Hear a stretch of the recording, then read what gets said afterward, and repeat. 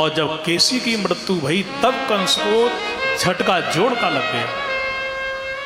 बोले केसी बहुत बलवान था, इसका मतलब मैं निश्चित जान गया, अब मैं मान गया कि यह छोड़ा नंद को ही वसुदेव और देवकी को है। इतना सुन करके तो हाथ में नंगी तलवार लल्ली बाने, तो वसुदेव जी घान से यार चल पड़ा, काय के लिए? वो मारने के लिए। नारद जी ने देखा राम राम, यदि जय जय के मैया बाप मर गए तो हम का काम के, ये तो पूरा ही काम मिट जाएगा। सो नारद जी तुरंत हाथ में बीणा लेकर के दौड़ करके आएगा, तुरंत दौड़ करके आएगा। श्रीमन नारायण नारायण नारायण। कंस बोला गुरु जी दंडौत, छिला आंखों में क्रोध लेकर के, ये लाल लाल आंखें करके कहां जा रहे हो नंगी तलवार लेकर के? बोले आज बहन बहनेऊ का बस गोविंदा नमो नमा करना है। बद करोगे? बिल्कुल करूंगा। क्यों? बोले आज मुझको पतो चली है ये कृष्ण बलदेव इन्हीं के बेटा हैं, मेरे से कपट कीनो हैं। नारद जी ने कहा सुनो, कुछ कृष्ण का है तुम्हारे पास, इसलिए वो डटा हुआ है, और यदि मैया बाप को मार दिया तो वो फिर बिल्कुल फ्री हो जाएगा, इसलिए ऐसा कभी न करना, उनके मैया बाप को भूल के मत मारना। सुनो, शत्रु बलवान है तो जाना कभी नहीं चाहिए, किसी को भेजना कभी नहीं चाहिए, बागों बुलाना चाहिए। कूटनीति बताई नारद जी ने। और देख परसों रंगेश्वर का मेला है भाई, मैं बुला ना, परसों के बाद अगले दिन होगा रंगेश्वर को मेला, कृष्ण बलदेव को बुला ले, अपना कर देना षड्यंत्र। कंस ने शेष योजना अपने दिमाग में तुरंत बना ली। बोले गुरु जी अब मेरे ऊपर छोड़ दो। नारद जी ने विचार किया, वो यहाँ आए या ये वहाँ जाए, भाई खीरा को चाकू पे पटक दो, चाहे चाकू को खीरा पे, कटेगा तो खीरा ही, वो तो भगवान है, निपटेगा तो यही ना। और जाकर के नारद जी ने कह भी दिया, सरकार आपका निमंत्रण दिला करके आया हूँ, बस आज कल में कोई आने ही वाला है।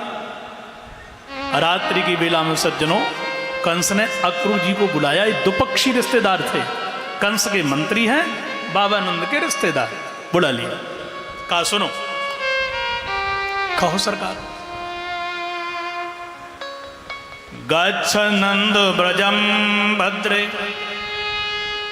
सुता बानक दुंदुभे आसाते ताबिहानेन रथेना नयमाचिरम। हमारी बात सुनो।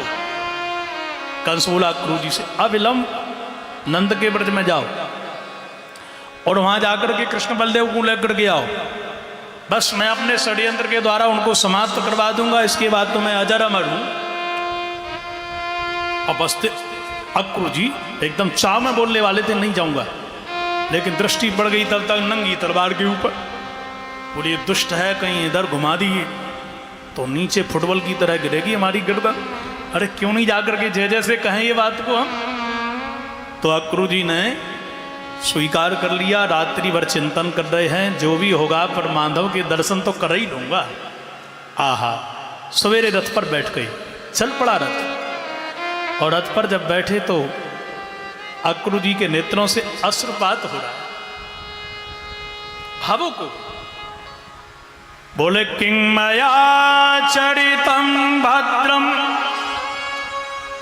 किं तप्तम परमं तपः किं वाताप्यर्हते दत्तम द्रक्ष्याम्यद्य केशवम् द्रक्ष्याम्यद्य केशवम् द्रक्ष्याम्यद्य केशवम्। वाह, मैंने कौन सा तप किया, कौन से मेरे बढ़िया आचरण आज मेरे जागृत हो गई। मैंने कौन सी प्याऊ खुलवाई, मैंने कौन सी बावड़ी खुदवा दी, कौन सा मैंने अन्न का भंडारा करवा दिया, या प्याऊ या बावड़ी में आके कोई प्यासा पानी पी गया। आज इसके प्रभाव से माधव के मैं दर्शन करूंगा। और खो गए। घोड़े थे, कोसी आ गए, अरे और निकल गए, फिर लौट के गए, समाधि फिर लग गई। शाम को पहुंचे, सूरज तो उड़ा था, अब तटस्थ होकर के पहुंचे। उस समय गौशाला में ठाकुर जी गैयों से स्नेह कर रहे थे। गैया पालो जरूर, और गैया पालो तो गैया पे हाथ जरूर फेरो, ब्लड प्रेशर आपका नॉर्मल हो जाएगा, शरीर में ऊर्जा आ जाएगी। एक वृक्ष होता है पारिजात, घर में यदि आपने 4-5 वृक्ष लगा लिए, पारिजात हार श्रृंगार भी इसको कहते हैं, कलयुग का एक कल्प वृक्ष है, हर जगह लगता नहीं है, जिसमें फूल होता है ना, आप लोग समझ गए होंगे, सुगंधित। आप 10 मिनट पकड़ करके बैठ जाइए, एनर्जी को भर देता है ये पेड़। मंगलकारी होता है, पारिजात, तुलसी, मीठा नीम, ये घर में जरूर लगता।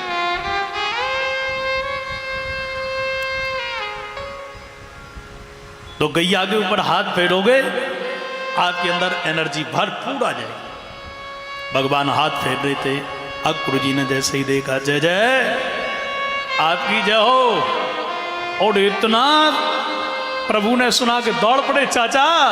ठाकुर जी जमीन में लेट गए, ठाकुर जी को प्रणाम करने के लिए अक्रूर जी जमीन में लेट गए, गिर गए, ऐसे भावुक हो गए, रोमावली पुलकायमान हो गई, नेत्रों से अश्रुपात होने लगा। प्रभु ने उठा करके गले से लगा लिया, चाचा कैसे पधारे, ओहो जिन्होंने देखा नहीं कभी, चाचा। ये सब तो सुन करके तो अक्रूर जी भाव में प्रवेश कर गए, भावुक बन गए, बहु प्रकार से फिर संभल गए। अक्रूर जी जब सावधान भये तो भगवान ने कहा, कैसे पधारे। बोले, लालन कंस के इरादे ठीक नहीं है, ये घटना घटने वाली है, मोकू भेजो है। बोले, चिंता मत करियो, पर मैया ते ना कहियो, बाबा ते ना कहियो, ये बात ठीक है। रात्रि की बेला में बहु प्रकार से अतिथि सत्कार कीनो सज्जनों। और यहाँ के बाद में जब अक्रूर जी बैठ गए तो नंद जी ने फिर पूछा कि कैसे आए, अब बताओ। तो अक्रूर जी बोले, बाबा अब तो देखा मैं बताऊं, तेरे लाला और मेरे भतीजे, एक कृष्ण बलदेव दोनों, मैया बेटी बाबा नंद और कृष्ण बलदेव। और देखो छोटे से न गैया चराई हैं, पर इनका बल बहुत है। पूतना को मारी, धनुकासुर को मारो, तृणावर्त को मारो, सकटासुर को पछाड़ो, गिरिराज को उठायो, कहां तक बताओ जी। पर ये सबके सब बल के प्रदर्शन, योद्धाओं के कार्यक्रम इन्होंने ग्रामीण अंचल स्तर पर किए ना। ओलंपिक खेलों में जाकर के यदि हरियाणा का पहलवान, कोई पहलवान मल्ल युद्ध में जीत जाए तो पूरे विश्व में उसका नाम गूंज जाता है।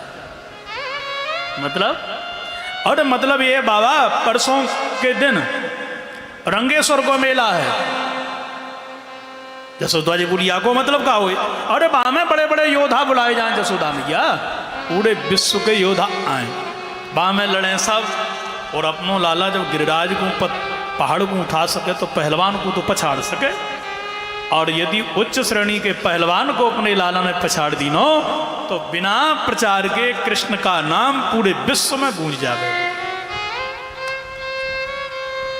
अब भोली वाली मैया बोली, मतलब का है आपको। बोले, मतलब यह है कि सवेरे कृष्ण बलदेव को मैं अपने साथ ले करके मथुरा जाऊंगा। मैया बोली, खामोश, तुम्हारा रिश्तेदार है कि शत्रु है, कैसी बातें करे, मेरे प्राणों को ले जा रहे हो है। कृष्ण मेरी आंखों से अलग हो तो मेरी काया कांपने लगे। अक्रूर, अब ऐसी बात न बोलियो, ऐसी बात न करियो, जहां हमारा शत्रु रहे कंस, वहां मेरे प्राण धन को लेकर के जावे को तू। खामोश हो गए सब, और सब शांत हैं। तब कृष्ण बोल पड़े, मैया मैंने कबू मथुरा ना देखो, देख मैया कल जाके परसों रह करके अगले दिन आ जाऊंगा, 3 दिन की बात है। मैया तू कह दे, देख एक दिन मथुरा तो मैं जानो चाहूंगा। और जब बार बार प्रभु ने ये शब्द कहा तो गोपियों के कानों में ये बात पहुंच गई, हर घर से रोने की आवाज। आपको मैं क्या बताऊं, रात्रि की बेला में सब रो रही है गोपी। आहो विधातस्तव ना कुछ क्वचित गया संयोज मैत्र्या प्रणयेन देहिनः तांश्चाकृतार्थान् वियुनङ्क्ष पार्थकम् विक्रीडतं तैर्भक्चेष्टितं यथा। अरे विधाता, ब्रह्मा तेरी मति बालक की तरह है। एक दिन पिता को पुत्र देता है तो उसी पुत्र से पिता को छीन लेता है, कांधे पर उसकी आरती रख करके वो मरघट में जला के आता है। पति पत्नी का संयोग करता है तो एक दिन दोनों का बिछोह भी कर देता है। तो संयोग करके वियोग की पीड़ा जानता नहीं है, क्योंकि तेरी जो मति है ना वो एक बालक की तरह है। जैसे बालक घर बनाएगा, मिट्टी के खिलौना बनाएगा, खेलेगा, इच्छा पूरी हो गई, मिटा के चल पड़ा। बस तू भी उसी प्रकार से। अरे विधाता तो ही नहीं, दया हृदय मैंने कहूँ, कबहु मिलावे प्रेम ते बिछुड़ावे दुख ते कहूँ। कृष्ण को मिलाया क्यों? अब मथुरा को कोई आए गयो, अब क्रूरबा को नाम लेके चलो जावे को। कृष्ण के बिना हम कैसे रहेंगे? जब कृष्ण का वियोग करना था तो मिलाया क्यों?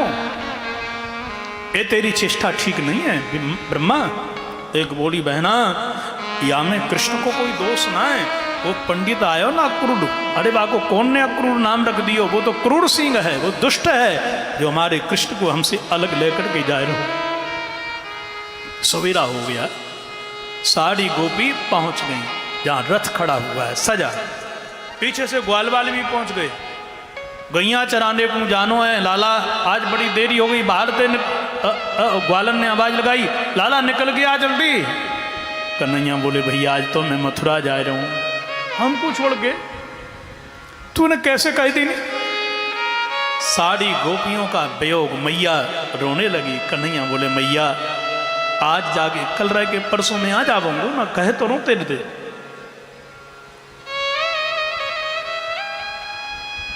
पर मैया ने बहु प्रकार,